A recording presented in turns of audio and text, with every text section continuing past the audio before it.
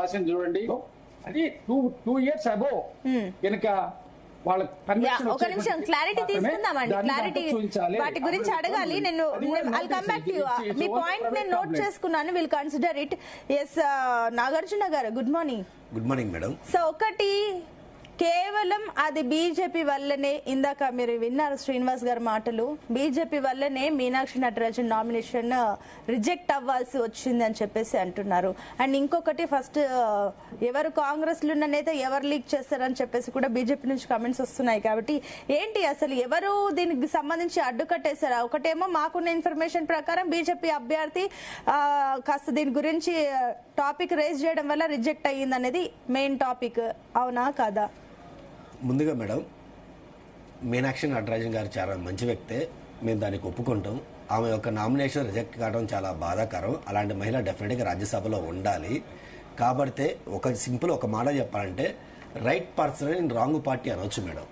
ఇప్పటికైనా సరే మీనాక్షి నటరాజన్ గారికి కాంగ్రెస్ రాజకీయం ఎలా ఉంటది ఏంటి, ఇన్ని సంవత్సరాలు కాంగ్రెస్ పుట్టి పెరిగిన దగ్గర నుంచి కాంగ్రెస్ లో ఉన్నారు కాబట్టి ఏం ఆశించలేదు కాబట్టి ఇప్పుడు ఆశించారు రాజ్యసభ.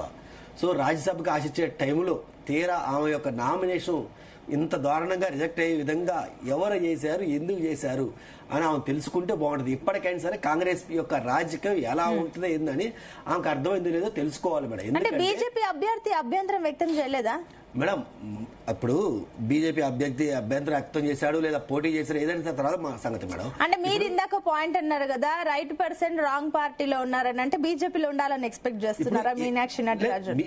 ఏ పార్టీ ఒకవేళ బీజేపీలో ఉంటే అప్పుడు రాజ్యసభ సీట్ కన్ఫర్మ్ అయ్యేదా? నేను బీజేపీలో ఉంటే రాజ్యసభ ఇస్తారు. మా దాంట్లో ఇలాంటి బొచ్చడం మంది ఉన్నారు మేడం. మా దాంట్లో ఇలాంటి బొచ్చడం మంది. అంటే మీరు అన్న పాయింట్ కి నాకు అలా సింక్ అయ్యింది. ఎందుకంటే బీజేపీ అభ్యర్థి అభ్యంతరం వ్యక్తం చేయడం, మీరు రైట్ పర్సన్ రాంగ్ పార్టీ అని అంటున్నారు కదా, మరి మీకు ఉండాలేమో. మంచి పర్సన్ ఉన్నప్పుడు ఆ గురించి మంచిగా చెప్పడం తప్పు లేదు.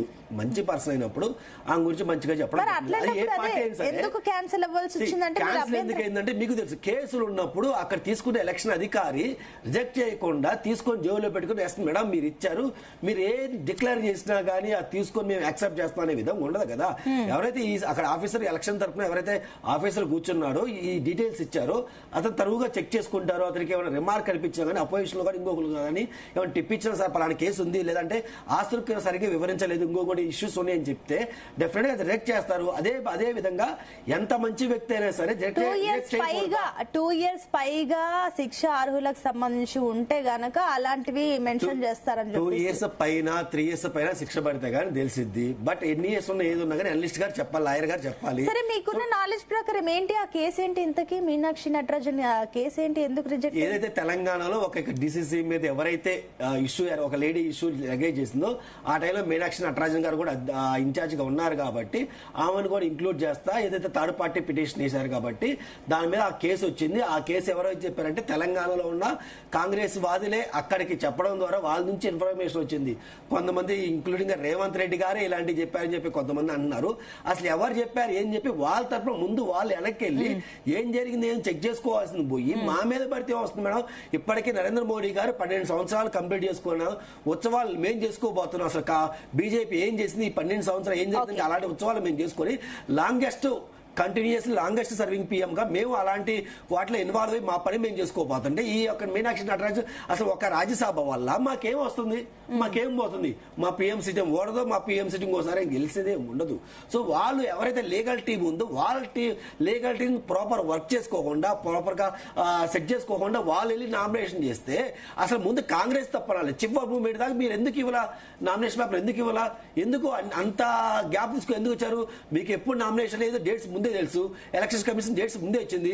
ఇచ్చిన 1-2 రోజులు మీరు ఇస్తే అమ్మాయి నామినేషన్ చేసుకున్నదిగా చెక్ చేసుకున్నది కదా. తప్పు మీ సైడ్ పెట్టుకొని బీజేపీ చేసింది, బీజేపీ ఓటు చోరీ, సీట్ చోరీ ఇలాంటి మాటలు మాట్లాడడం కరెక్ట్. ఒక నిమిషం నేను మళ్ళీ వస్తాను, నోట్ చేసుకున్నాను మీ పాయింట్. తొట్ల స్వామి గారు, good morning.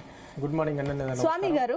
So Congress BJP సంబంధించి ఇప్పుడు ఏదైతే మీనాక్షి నటరాజన్ నామినేషన్ ఏది రిజెక్ట్ అయ్యిందో ఆ తర్వాత రాజకీయ దుమారం ఏ రకంగా రైజ్ అవుతుందో చూస్తున్నారు. సో ఏంటి ఎవరిది తప్పు ఉందని అనుకుంటున్నారు? బీఆర్ఎస్ ఏ రకంగా చూస్తుంది ఈ వ్యవహారాన్ని? ముందుగా మీ అందరికి నమస్కారం. ఈరోజు కాంగ్రెస్